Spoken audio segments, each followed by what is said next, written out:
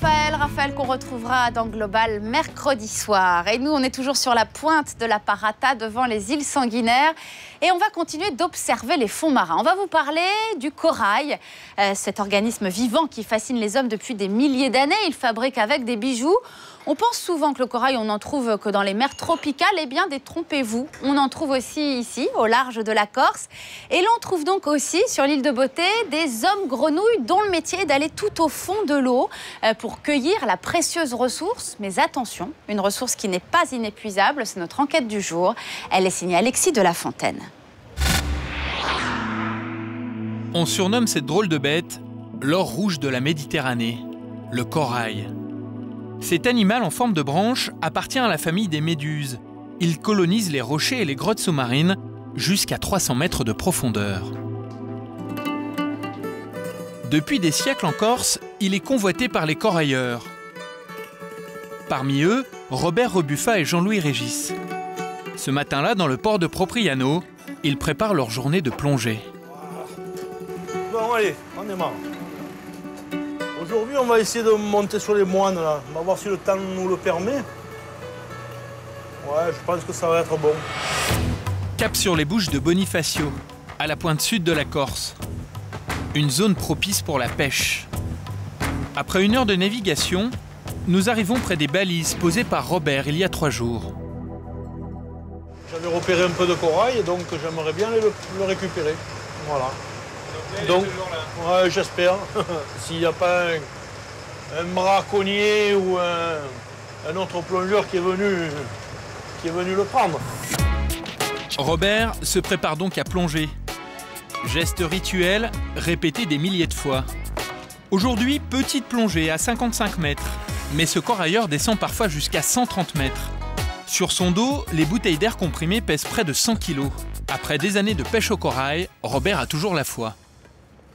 Comme au premier jour, chez le frisson, c'est la passion. La passion de la pêche au corail, c'est exceptionnel comme métier. Parce que bon, il y a une part de risque, c'est sûr, puis bon, c'est un peu l'aventure, puis bon, voilà, puis il y a plein de belles choses à voir qui ne sont pas transmissibles, on va dire. Derniers instants de concentration avant la solitude des profondeurs.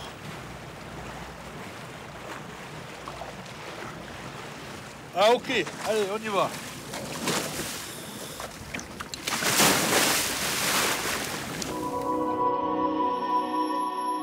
Robert entame sa descente.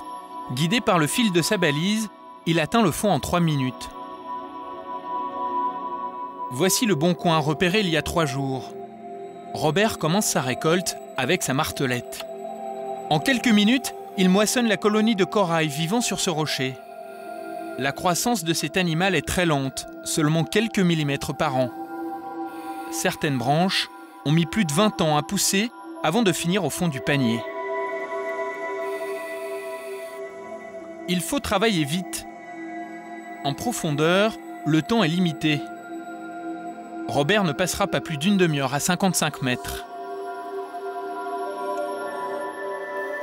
La récolte terminée, elle sera récupérée par Jean-Louis, qui veille là-haut en surface.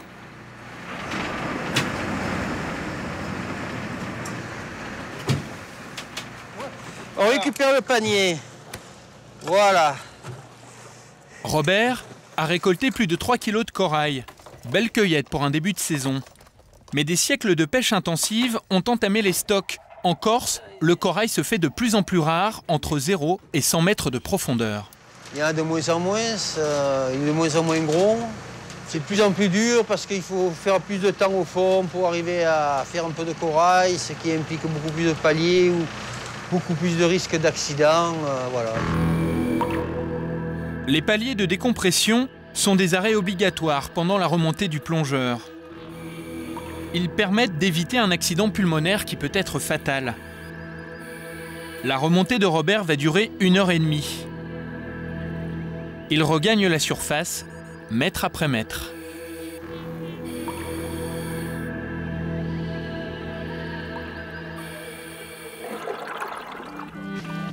Aujourd'hui, tout s'est bien passé. Ça va? Ça va, impeccable. Nickel chrome. Rapide coup d'œil sur la pêche du jour. Robert est satisfait. Il revendra son corail à des négociants italiens. À quel prix? Mystère. C'est un sujet un peu tabou chez les corailleurs. Déjà, le fait que ça se vende, C'est pas mal. c'est pas mal. Parce qu'actuellement, dans le commerce, tout va très très mal. Et dans le corail, on arrive quand même à vendre notre pêche. Le corail se vendrait entre 200 et 2000 € le kilo, selon la qualité et le diamètre des branches. Les très belles pièces peuvent se négocier beaucoup plus cher. Dans cette bijouterie d'Ajaccio, on le trouve taillé pour toutes sortes de bijoux. Ceux-ci ont été sculptés en Italie, près de Naples. Les prix peuvent s'envoler très haut, mais le corail rouge attire les clients. Le corail aussi il plaît, ne fût-ce que par la couleur, parce que le rouge est une couleur qui plaît. C'est une couleur ancestrale, et ce sont des articles qui ne sont pas très diffusés parce que le monde du corail est petit. C'est pas comme le monde du diamant ou le monde de l'or, forcément. Ouais. Le monde du corail est petit et beaucoup de gens le découvrent. Voilà. Donc tout ce qui est rare et cher, c'est un peu ça l'idée. Tout ce qui est rare et cher, voilà. Les amateurs de bijoux viennent parfois de loin pour s'offrir un collier de corail rouge, à l'image de ces deux touristes russes. Ah, merci. Alors moi, j'aime beaucoup. Je trouve que c'est... L'été, il faut porter les corails. Et avec les filles bien bronzées, et même s'ils ne sont pas très bronzées, ce sera très beau, je pense. Y aura-t-il toujours du corail pour habiller ces dames? Pas sûr, car le stock accessible en plongée diminue. Dans les années 70, un corailleur pêchait en moyenne 200 kg de corail par an. 30 ans plus tard, ce chiffre est tombé à 40 kg. L'âge d'or du corail rouge est donc révolu. Voilà, vous avez vu, le corail séduit, le corail a du succès, mais attention, cette ressource, je vous le disais, n'est pas inépuisable. Il ne faut pas tuer la poule aux œufs d'or. Comment? Eh bien, tout simplement en fixant des règles, en fixant des limites. C'est ce que vous allez comprendre avec la deuxième étape de notre enquête.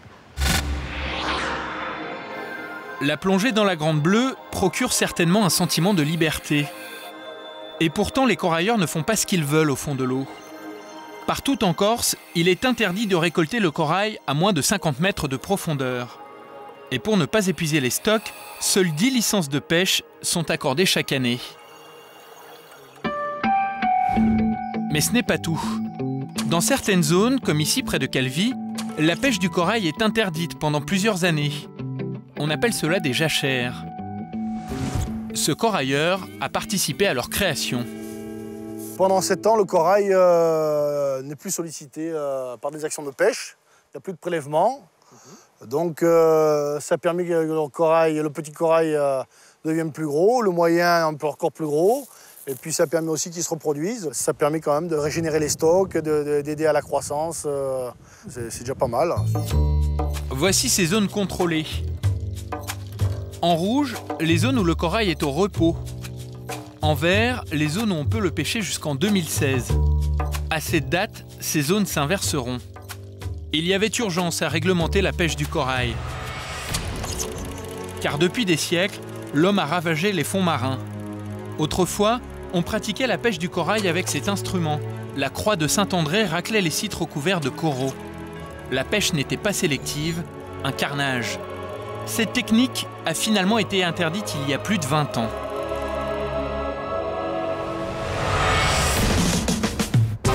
Aujourd'hui, la pêche du corail est donc très encadrée. Encore faut-il faire respecter les règles.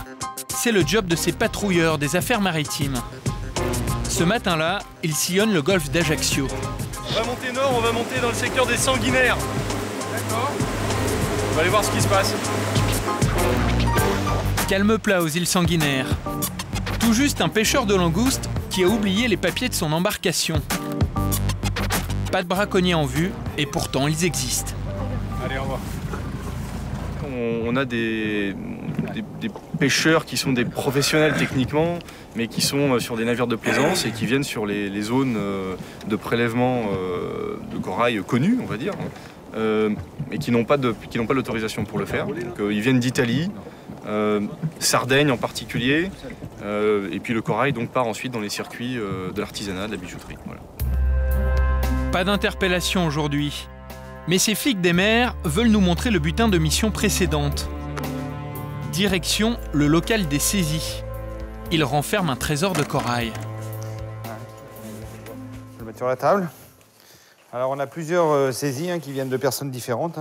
Donc là c'est la saisie de pêcheurs sous-marins, donc de loisirs.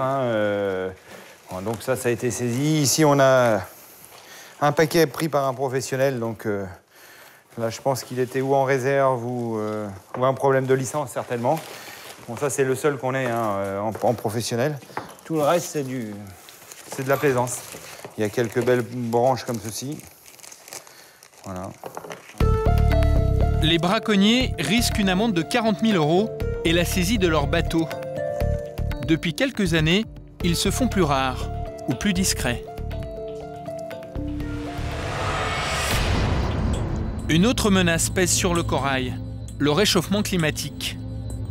Contrairement à son cousin tropical, le corail de Méditerranée n'aime pas barboter dans l'eau chaude. Ce biologiste marin prédit au corail rouge un avenir pas très rose. Le corail, par définition, la branche de corail, elle est fixée. Elle ne peut pas courir comme un poisson et s'éloigner.